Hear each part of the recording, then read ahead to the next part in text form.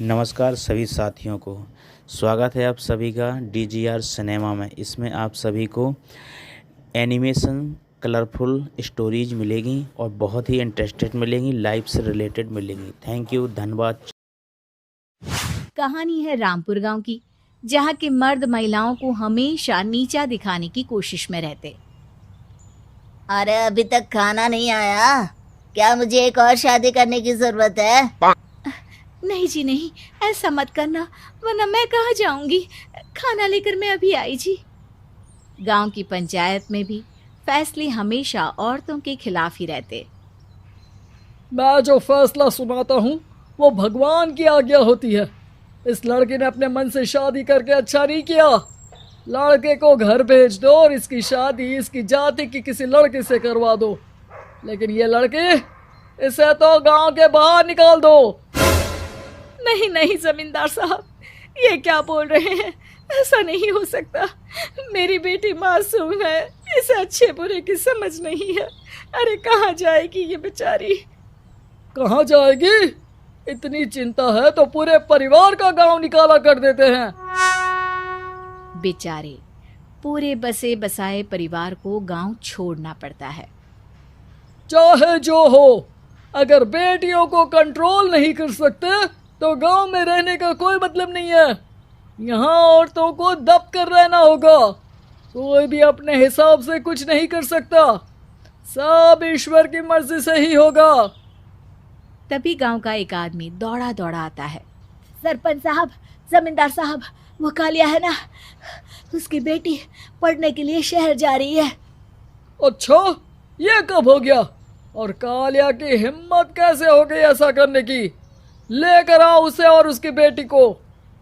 बस फिर क्या था, हाजिर हो जाते हैं कालिया और उसकी बेटी सरपंच के सामने।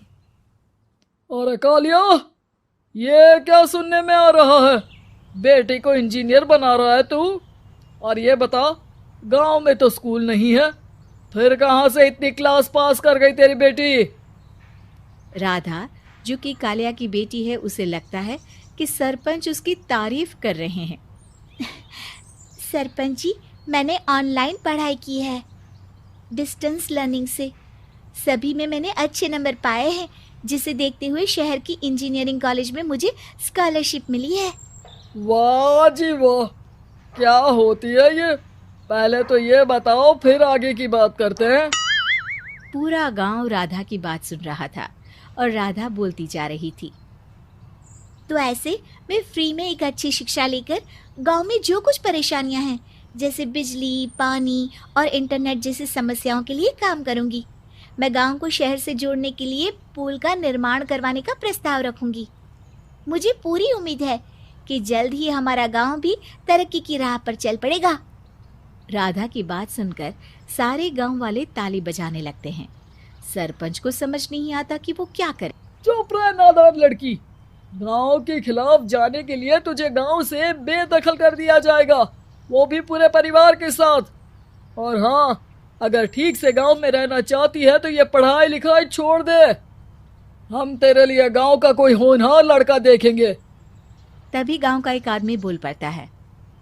अरे नहीं नहीं सरपंच जी, राधा बिटिया जो बता रही है, अगर वैसा हो जाए तो हम लोगों को पैसा कमाने के लिए बाहर नहीं जाना पड़ेगा। हाँ जी, और ना ही कोसों दूर पानी के लिए भटकना पड़ेगा। हमारे बच्चे भी अच्छी पढ़ाई कर सकेंगे और आगे बढ़ेंगे, ना कि हमारी तरह खेती करते बैठेंगे। क्यों गांव वालों, राधा बिटिया का साथ देना चाहिए ना। सरपंच देखता है कि गांव राधा के साथ है तो वो चुप हो जाता है। वो घर आकर अपने सलाहकार से बात करता है, जो बहुत ही चालाक किस्म का इंसान होता है। अरे सरपंच साहब, आपको बहुत ही होशियारी से काम लेना पड़ेगा।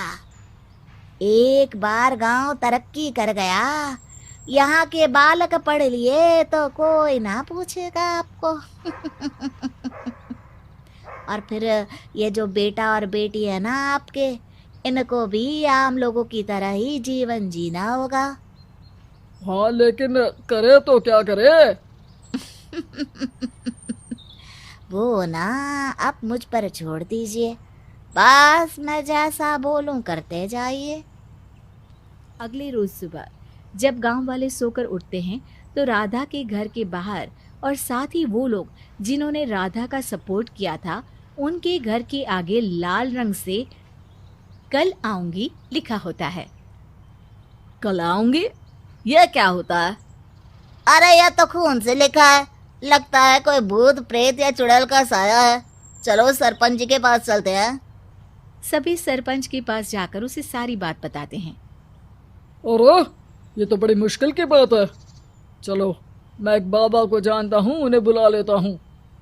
सरपंच बाबा को लेकर गांव के घर के बाहर जाता है। ओहो, तो ये वो चुड़ैल है जो उन लोगों को निशाना बनाते हैं जो गांव को बदलने का सपना देखते हैं। वो गांव को ऐसे ही संपन्न देखना चाहती है। वो नहीं चाहती कि कोई बाहरी यहाँ का कायाकल्प करे। क्या तुम लोगों में से किसी ने गांव को बदलने की सोच रखी है? तभी राधा की माँ रोते रोते आती है। मेरी राधा घर से गायब हो गई है। अरे कोई तो बचाओ, मेरी बच्ची कहाँ गई?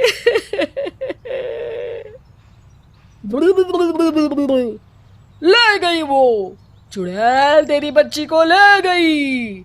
अब वो उसे श्रापित करके छोड़ेगी, उस पर चुड़ैल का साया हो जाएगा। तभी बुरी सी हालत में राधा भी वहां आ जाती है। उसके बाल चुड़ैल की तरह फैले होते हैं और कपड़ों में खून लगा होता है। सभी राधा को देखकर डर जाते हैं। माँ, पता नहीं मुझे कौन उठा कर ले गया था। अरे दूर दूर हो जा चुड़ैल, अब हम लोग इस गांव में नहीं रुकेंगे। अरे कैसे बातें कर रहे हैं आप? कल तो आप मेरे भरोसे गांव का हुलिया बदलने, अपने बच्चों को पढ़ाने और तरक्की उन्नति की बात कर रहे थे, तो आज क्या हो गया आपको? ये फिर तुम लोगों को बहकाएगी। ये चुड़ैल गांव में आ चुकी है, ऐसे ही ये तुम्हारे घर के बच्चों को भी ले जाएगी। गांव वाले राधा को गांव से बाहर निकाल देते हैं। उसके माँ बाप रोते रहते हैं लेकिन गांव वाले नहीं मानते। मैं भी अपनी बहन के साथ गांव के बाहर रहूंगा, लेकिन वो पढ़ाई नहीं छोड़ेगी। वहीं सरपंच के घर पर सलाहकार कहता है। देखा, सांप भी मर गया और लाठी भी नहीं टूटी। लेकिन अगले ही दिन सरपंच के घर के बाहर भी वही शब्द लिखे होते हैं और फिर सरपंच की बीवी कहती है, हमारी बेटी को किसी ने अगवा कर लिया है। तभी राधा का भाई वहां आ जाता है। अरे गांव वालों, मैंने सरपंच जी की बेटी को देखा था। वो चुड़ैल उसे उठाकर ले जा रही थी। अरे क्या मजाक कर रहे हो? नहीं नहीं सरपंच जी, आप नहीं जानते। वो चुड़ैल अब आपकी बेटी में आ जाएगी, जैसे राधा के अंदर आ गई थी। तभी सरपंच की बेटी वैसी ही हालत में वहां आती है जैसे राधा आई थी। पापा, पता नहीं कैसे मैं गायब हो गई थी। चुड़ैल, इसके अंदर भी चुड़ैल का साया है, मारो इसे। अरे नहीं नहीं, इसे भी राधा के पास गांव के बाहर ही भेज दो। अरे चुप रहो, मेरी बेटी कहीं नहीं जाएगी और चुड़ैल वुड़ैल कुछ नहीं होता है। अरे कैसे बात कर रहे हो सरपंच जी? आप तो बोल रहे थे कि आपका फैसला भगवान का ज्ञान होता है, तो अपने पर बात आई तो अब आप ऐसे बोल रहे हैं। अरे ना ना ना, आपको अपनी बेटी को त्यागना ही होगा। अरे बुलाओ बाबा को। राधा का भाई बाबा को ले आता है, जिसे अब गांव वालों के डर के कारण सच बोलना पड़ता है। मैं कोई बाबा नहीं हूँ, मैं तो मोची था। ये सलाहकार महोदय ने मुझे कहा था एक्टिंग करने को। अब वो मुझे पैसे देने वाले हैं। अब मुझे माफ कर दो। गलती हो गई, मुझे माफ कर दो। तभी वहां राधा आ जाती है। देखा सरपंच जी, जब गांव के बच्चे साक्षर होंगे तो आप जैसे लोगों की चालाकी नहीं चलेगी।